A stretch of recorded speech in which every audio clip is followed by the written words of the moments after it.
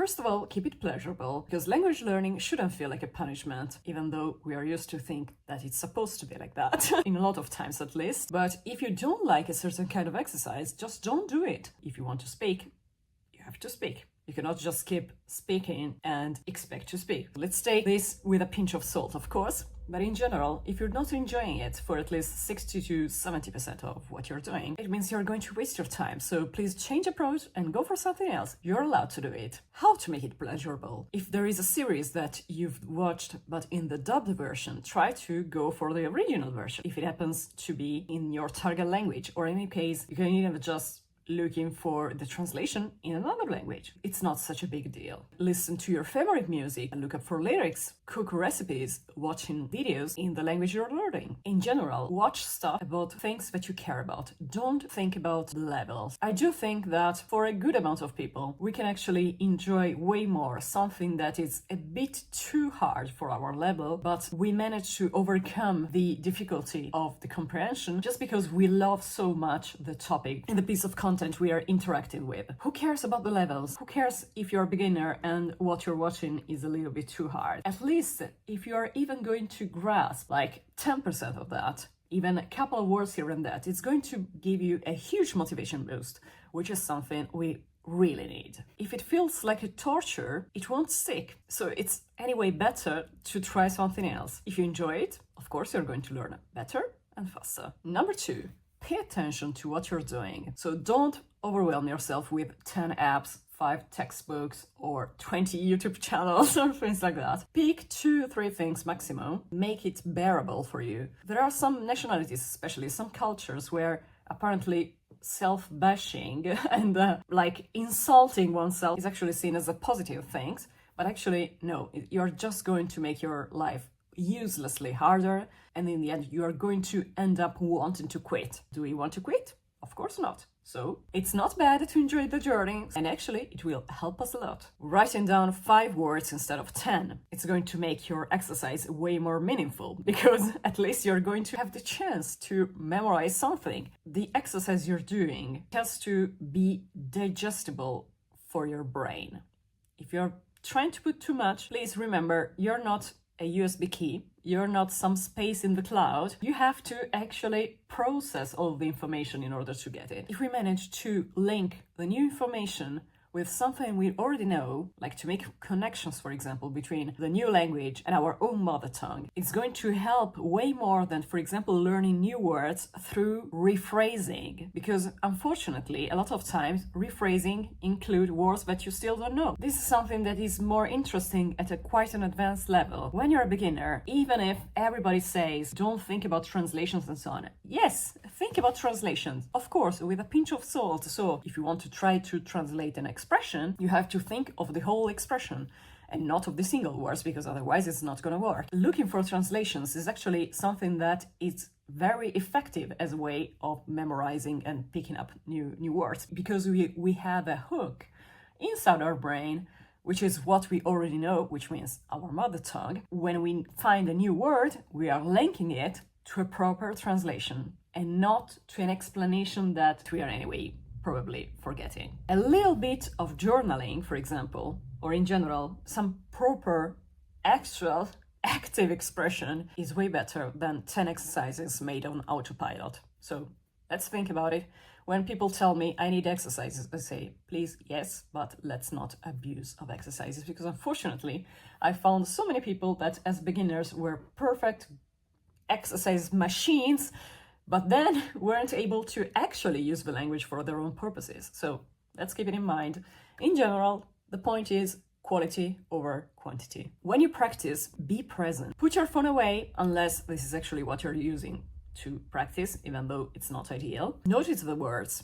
Try to analyze them, to understand how they are built. This is something that most probably is going to give you exactly some hooks to link the new information to what we already know. Feel the sounds also in your mouth, for example, when you try to speak. Repeat as many times as you can. Even the same piece of text, for example, is going to be extremely effective to give you a toolkit of sentences and words that you can use then to express yourself. So be mindful when you are reading something, for example, and so on.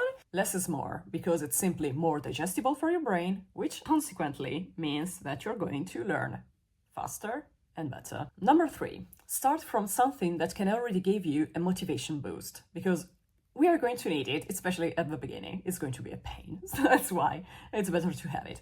So don't start with basics if they bore you to tears. Start with something that make you say, oh, this is cool, I can do it. In general, let's think about quick wins that can boost our motivation. That's why I focus so much on journaling, because journaling allows you to immediately try to put some sentences together. For example, if you start from 0, let's think about one easy sentence that it's something that matters to your life. For example, I don't know, think about your daily life, because if you can describe your daily life, actually, it's going to be simply more interesting, because it's something that you can potentially talk about if you had a proper conversation with a person. I think about one easy sentence.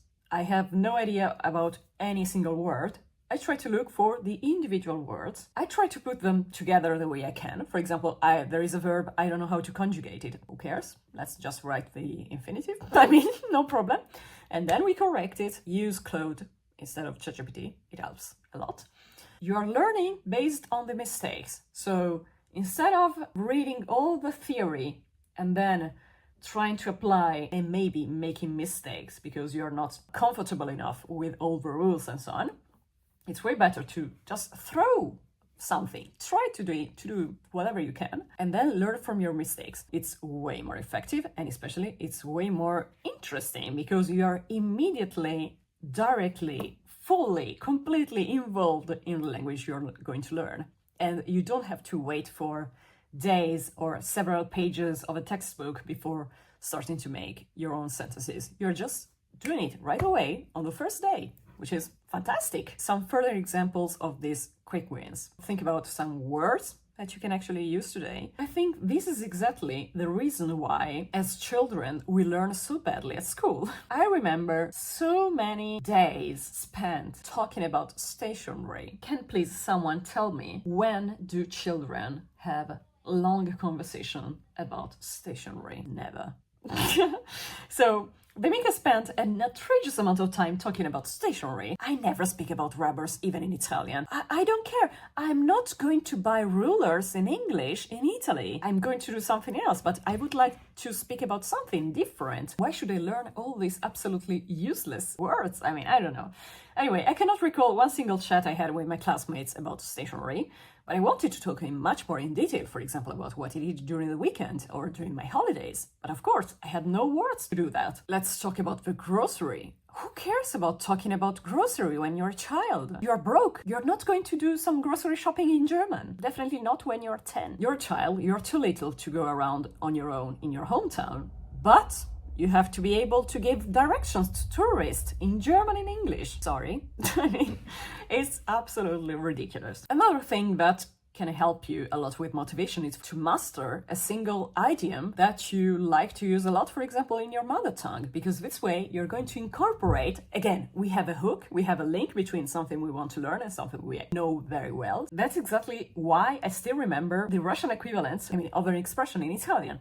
The expression is like, the party's over, like to say, okay, the good times are over, things like that. In Italian, the equivalent is è finita la pacchia, but I still remember how to say it in Russian, which is Kaliava zakonchilась. And I remember it exactly from when I journaled, because I'm a little bit like sort of intermediate in Russian, and so I wanted to say something more precise. So when you are at the intermediate plateau, that's actually when it starts becoming interesting to go and look and not use, for example, rephrases or just getting the message through, but trying to look for the actual precise equivalent of what you want to say. A lot of times it exists. I was emotionally invested in finding the exact expression, which is actually the best way to learn. And when you care deeply about what you want to express, you're going to learn faster and better. I really like using funny videos to practice listening in general. So they don't have to be actual like funny films. I don't really like them.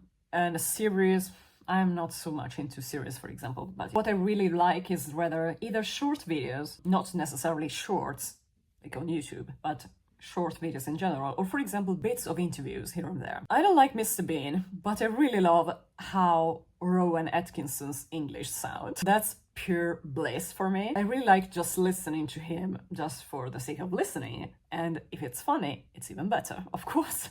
I owe my French to David Castillo Lopez. I wish I found Boa's perfect Flemish videos way before when I was learning Dutch, but I guess that her profile is much more recent. And I feel lucky that I've already found Phil Laude's channel on YouTube for German. Unfortunately, I've just seen that he published his last video, so too late. But anyway, there is plenty of things to watch. So these small victories are extremely important, especially at the beginning, when we need to get the snowball effect. So when we have to get the snowball rolling. All the boring stuff can come later once you're already hooked. Forget doing something every day if you're sure that you're going to fail, because of course we want to keep it realistic, as I said.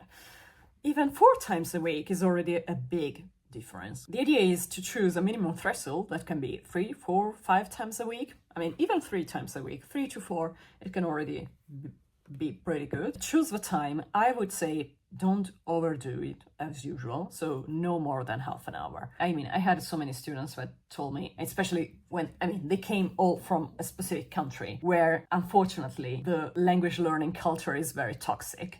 And so it was extremely difficult to make them understand they didn't need 2 hours of staring at textbooks, but they just needed to answer my questions, for example, on WhatsApp instead of ghosting me. But it was very difficult in general because it was really just a cultural thing. But unfortunately, they wasted so much time. I'm really sorry for them. 15, 20, 25 minutes is already more than enough. Some weeks you will do more, some weeks you'll do less. Who cares? What's most important is not the quantity of minutes in one shot. What's more important is the regularity and the frequency of your practice. We can make it easier if this language break, let's say, becomes part of our routine. When we get to the point where if we don't do what we had a plan to do for our language, we feel the day is not complete. This is actually the ideal situation, of course. It has to be more or less in the same moment, or we have to find some moments, for example, either in the morning or in the evening, where we can say, okay, if one day is particularly messy, I can do it in the other moment or the other way around. So we know that we have some buffer. So let's choose a moment, afternoon, breakfast, coffee break, dessert, before bed. Whatever suits your physiology better. Number 5, make it easy for yourself. Try to make like a sort of language corner or something where, try to get a space or get what you need ready whenever you are ready. You must not go and look for the pen, the notebook, and all the stuff you're going to use. How I did it for running. It's growing on me a little bit, but not too much. Anyway, let's be honest, I don't like running in general. If I can do something else, I will be happy to choose for something else, exactly. I go running on Mondays and Thursdays. Or in general, Mondays and Thursdays are my sports day. For example, at the moment, I'm not going for a run, but I'm rather following some workouts on YouTube. And so I'm still doing some 30-something minutes of movement, which is perfect for me because I still feel the more or less the same effects, and I'm moving also other parts of my body, so it's perfect for me. When I wash my sports clothes, I don't put them in the same drawer with everything else. I put them in another part of my room, and I know that on Mondays and Thursdays, I'm going to put immediately the sports clothes on as soon as I'm awake. This way, I remove a layer of inertia. Because otherwise, especially if it's a winter, for example, and maybe it's a little bit cold, I have to change clothes. I say, no, I don't want to. Anyway, I just make it more difficult for me. But in this way, I trick my mind into okay, I'm completely ready. I just need to put my shoes on and I can go out. I strongly recommend to use a pen and a paper notebook and not to rely 100% on your phone or on your computer, because several studies showed that writing by hand is way more effective for memorization. Try to find a place where to keep your notebook and your pen so that you don't have to look for them when you're ready to do something. You have to minimize the inertia that you may encounter between the moment you start saying, okay, I'm ready to do something, and when you can actually start doing your thing. For example, keeping the notebook and the pen always in the same bag, in the same room, on the same table, and so on. So you know that this is going to be like your little temple. I mean, get automatic reminders on your phone. For example, use Google Calendar and just put an event in your calendar where you say, okay, now at this moment of the day, I have to do my language break. This is something I did with running, or in general with my sports day, the moments where they were not part of my routine yet. It was extremely helpful, actually. By putting things on your calendar, you're outsourcing the effort to recall what you have to do. And if you can do it, you're just freeing up space in your mind, which is amazing. I mean, it's exactly what we need. There is no added value in remembering that you have to do A, B, C, and so on. So, for example, in my case, since I still live in a flat share, I add when it's my turn to do the house chores. Who cares? It's just space that I'm freeing up. How to set it up? So go to calendar.google.com, create event, language break, set your chosen days and time, make it recurring. For example, weekly on Tuesday, Thursday, and Sunday. I don't know. Add a notification like 10 minutes before, so you start getting mentally ready, and save it. Your phone will buzz, you'll remember, and you'll help yourself show up. So if all of this is not enough and you feel you need a little nudge, you can join my 4-month journaling program, which can be actually a very good starting point to start working with voice messages afterwards, especially if you start from zero. There is a special offer until the end of the year, and you'll find all the details in my description. Wish you the best for these holidays. Have a great year.